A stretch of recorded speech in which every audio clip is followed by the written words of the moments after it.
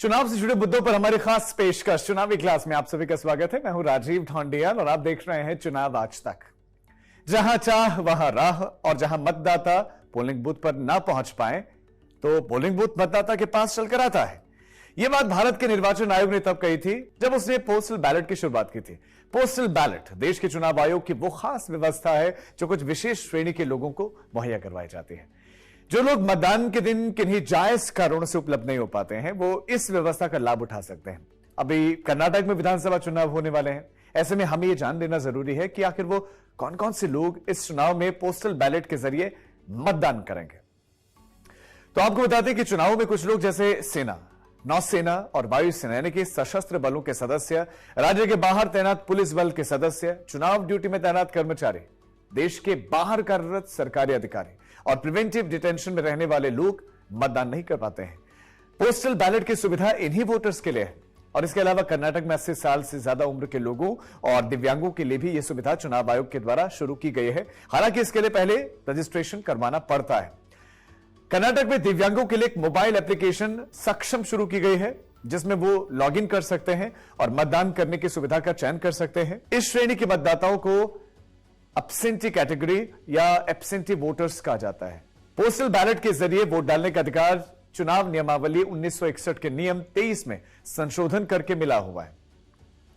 इसके तहत वोटर के पास ही उसके चुनाव क्षेत्र का बैलेट पोस्ट के जरिए भेज दिया जाता है और यह खास वोटर उस बैलेट पर अपने मन मुताबिक उम्मीदवार के लिए मोहर लगाकर पोस्ट के जरिए चुनाव अधिकारी के पास भेज देते हैं।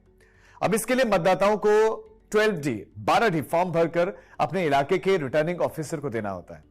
इसमें उन्हें संबंधित सर्टिफिकेट भी अटैच करना होता है। दावा सही पाए जाने पर चुनाव आयोग का कर्मचारी घर आकर पोस्टल वोट कलेक्ट करता है, लेता है।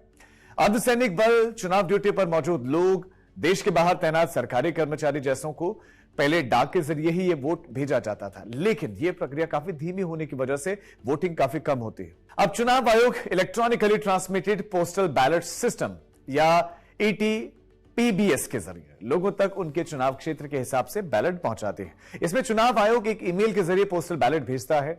इस ईमेल के लिए वोटर को अलग से खास कोड भी दिया जाता है। कोड पोस्ट से भेजा जाता है, वैसे ही जैसे ATM के साथ एक पिन वाला लिफाफा आता है। उस कोड की मदद से वोटर उस ईमेल को खोल सकता है और ईमेल में मौजूद बैलेट को वोटर डाउनलोड कर लेता है और मनचाहे कैंडिडेट पर मुहर लगाकर अपने रिटर्निंग अधिकारी के पास वापस भेज देता है। अब इसके लिए हर मतपत्र में एक QR कोड होता है। गिनती से पहले QR कोड चेक किया जाता है। इससे पता चलता है कि वो पोस्टल बैलेट चुनाव आयोग की तरफ से भेजा भी गया है या फिर नहीं। पुष्ट हो जाने के बाद उसमें दर्ज वोट को गिन लिया जाता है। पोस्टल बैलेट के जरिए आए वोटों की गिनती पहले शुरू होती है। इसके बाद EVM में दर्ज वोटों की गिनती शुरू होती है। चूंकि पोस्टल बैलेट की संख्या कम होती है और ये पेपर वाले मतपत्र होते हैं, इसलिए इन्हें गिना जाना आसान होता है। तो चुनाव से जुड़ी ऐसी ढेरों जानकारी के लिए आप जुड़े रहिए चुनाव आज तक के साथ।